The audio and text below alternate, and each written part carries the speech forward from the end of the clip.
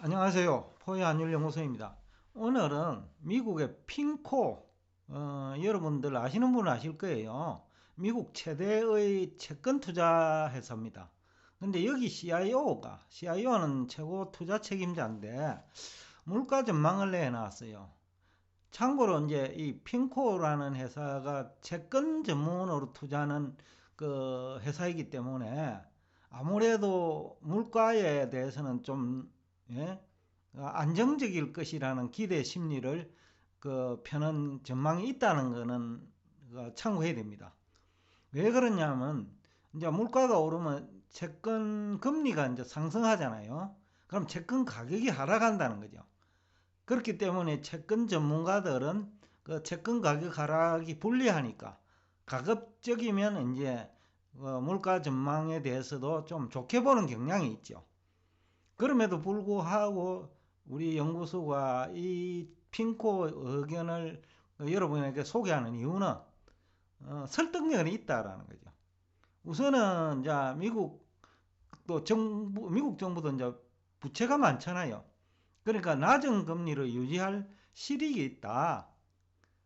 그리고 또 하나는 최근에 그 보유 환율 연구소도 내년 연초가 되면 물가 안정을 이제 피부로 느낄 수는 있을 거다라는 얘기를 했잖아요. 그리고 또 유가 하락이 이제 현실화되고 있고 유가가 지난 11월 20일 기준으로 75불 선까지 내려갔거든요. 그러니까 그것들이 이제 실제로 물가 안정에 기여하고 있고 또 11월 20일자로 유가가 내리니까 미국 국채 16몰 가격이 오히려 또 큰 폭으로 하락하고 채권 가격이 상승이죠. 그런 일도 있었고 그리고 이제 어느 나라 없이 뭐 미국이 금리 결정하면서 다른 나라 뭐 사정 생각하고 금리 결정은 하지 않지만은 그럼에도 불구하고 미국은 이제 정부 부채도 많기 때문에 2.0% 이상 인상하지 않을 것이라는 그런 주장은 설득력이 있다. 또 2016년경에 금리를 또 2.5%까지 인상하면서 또 시장이 충격을 받은 경험도 있으니까 이번에는 이제 그 정도까지 인상은 하지 않을 거라고 보는 것도 저희들과 비슷해요. 그리고 시장 금리가 상승한다면 기준금리를 굳이 많이 인상하는 쪽으로 의사결정할 이유도 없다. 심리적 영향이 있을 수 있기 때문에 이 얘기는 또 역설적으로 얘기하면 미국 10년물 국채 금리가 이제 2.0%에 도달할 경우에는 미국 국채 수요가 증가한다는 거죠. 그러니까 미국 국채 투자 적기라는 얘기도 되겠죠. 물론 그 당시 우리 환율이 어떻냐에 따라 달라질 수 있겠지만은 만약 우리 환율이 1050원 안팎이라면 미국 국채 투자하더라도 수익률은 나쁘지 않을 거다.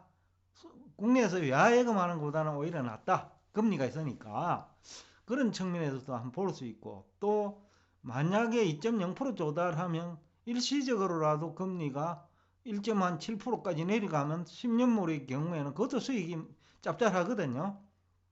그러니까 국채 가격 상승에 따른 기대 수익률도 있다라는 거죠. 그래서 뭐 외화가 필요한 조직이나 아니면 연기금처럼 채권 투자 비중이 높은 조직은 미국 10년물 국채 금리가 2.0%에 도달하면 아마 적극적으로 미국 국채 비중을 늘릴 수 있겠다라는 얘기도 되거든요. 그래서 또 우리 국내에서는 또 돈 흐름하고도 관계되어 있죠. 또 미국 국채에 많은 국가에서 투자를 하면 달러가 또 가치가 상승하죠. 달러에 대한 수요가 많으니까. 그러면 환차익도 또 기대할 수 있거든요. 그 당시 환율이 만약에 우리나라의 경우 달러당 1,050원 안팎까지만 내려오더라도 상당히 매력적이죠. 그런 얘기도 그런 쪽으로 우리가 이해할 수 있다.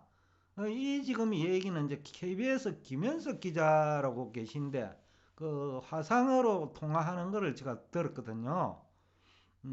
그런데 이제 그분이 신흥국 주식 투자 비중은 자기들은 핑코는 높지 않다고 했어요. 뭐 물론 경기 불황이라든지 이럴 때는 이제 불확실성이 크고 또 포유환율연구소와 그 공통되는 부분은 또 다른 부분도 있는데, 중국 증시가 매력적이기는 하지만은 단서 조항으로 영업 실적이 수반되지 않는 기업에 대한 투자는 유의할 것을 조언을 하더라고요. 그렇다면 포유환율연구소 의견이 비슷하지요.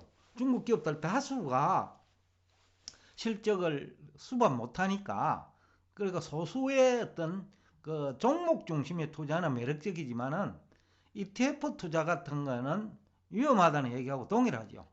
또 그러면서 중국 경제 의존도가 높은 국가 증시의 영향은 불가피하다. 중국 경제 불확실성이 결국 우리나라 얘기하는 거하고 똑같죠. 그래서 우리나라도 매력적이지는 하지만은 그것도 종목별로 접근해요. 그러니까 우리나라도 지수에 대해서는 그렇게 높이 평가하지 않는다는 그런 얘기도 되겠죠. 또 미국에서 요 근래 나온 얘기인데, 우리나라가 이제 정부 부채가 빠른 속도로 증가하니까 거기에 대한 경고도 있는 것 같다. 그것은 그 경고한 집단이 누구냐에 따라 다를 거예요. 채권 전문가 집단이라면 한국 국채 왜 투자하냐, 미국 국채 투자하라, 그런 얘기도 되거든요. 그러니까 정부 부채 상환 능력이 약화되는 한국보다는 미국 국채에 투자해 주십시오라는 얘기하고 같기 때문에, 그 얘기를 어떤 조직에 있는 사람이 했느냐에 따라서 우리가 이제 받아들이는 것은 다르게 해석해야 되는 거죠. 그래서 항상 제가 주장하는 건데, 동일한 정보를 가지고 왜 해석이 다 다르잖아요. 국내에서도 포유환율연구소가 다른 패널들 의견은 굉장히 차이가 나는데, 근데 이제 결과는 지금까지는 포유환율연구소대로 가고 있다. 그래서 이제 우리 연구소 입장에서는 가끔 이런 주장을 합니다. 경제 현장보다 위대한 경제 전문가도 없고, 경제 현장보다 앞서 있는 경제 이론도 없다. 그러니까 경제 현장이 가장